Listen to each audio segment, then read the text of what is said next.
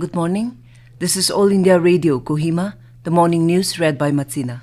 The Naga Students Federation, NSF, yesterday said that it will ensure that the Armed Forces Special Powers Act, AFSPA, is repealed or completely lifted from the entire Naga homeland. In a release, NSF President Kewahyun Tep and Supuni N.G. Philo said that towards achieving this endeavor, the Federation would be undertaking a series of democratic agitations in consonance with the collective aspiration of the Naga people. The central government on Thursday had announced reducing the disturbed area under AFSPA from certain areas of Assam, Manipur and Nagaland from Friday.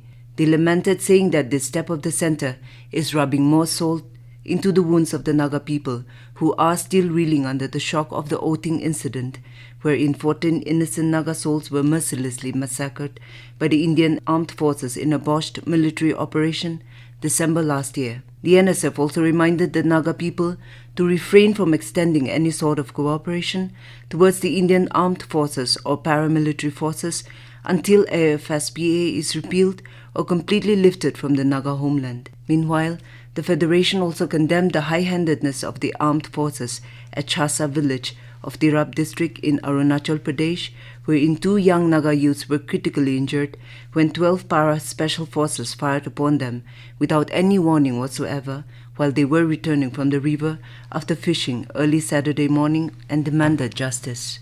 Prime Minister Narendra Modi held delegation-level talks with his Nepalese counterpart, Sher Bahadur Deuba, in New Delhi yesterday. During this, both the leaders reviewed the progress in partnership between the two countries and discussed ways to further the India-Nepal cooperation agenda. They jointly launched several projects. They flagged off the 35-kilometer-long cross-border passenger train services between Jayanagar of Bihar in India and Kurtha in Nepal. They also jointly inaugurated Solu Corridor, 132 kV power transmission line and substation in Nepal, built under Government of India's line of credit. The two prime ministers launched RuPay card in Nepal.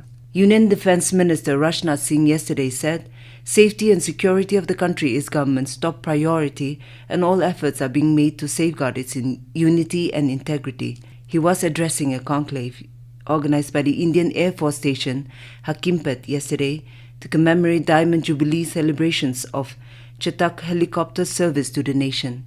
The minister said it is a fitting tribute to those who have served the nation with hard work and dedication. He said, "Whenever a country fights a war for the safety and security, it is not just the armed forces but the whole nation that fights war."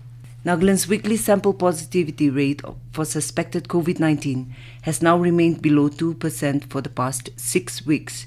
According to the weekly COVID-19 Bulletin of the Health and Family Welfare Department issued yesterday, only 6 new cases were detected from 1,118 samples with a weekly positivity rate of 0.5%. Overall, the month of March recorded a total of 69 cases compared to 2,203 in January and 1,003 in February this year. Only 1 COVID-19 death was reported from Dimapur, which also had existing comorbidities. The department, while strongly recommending vaccination for high-risk groups like those with comorbidities, said that a total of 15.82 lakh doses of COVID-19 vaccines have been administered in the state.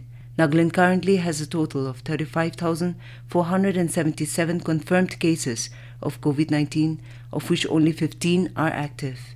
India's COVID-19 vaccination coverage has crossed 184.64 crore, with more than 11 lakh vaccine doses administered yesterday.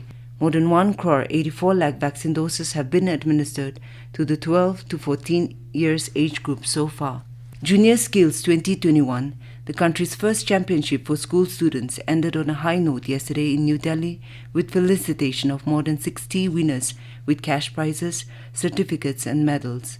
Over 2 lakh students of classes 6 to 12 registered in 10 emerging vocations such as web technologies, IT software solution, visual merchandising, graphic design, fashion technology, mobile robotics, painting and redecorating, solar energy, innovative business ideas, and photography.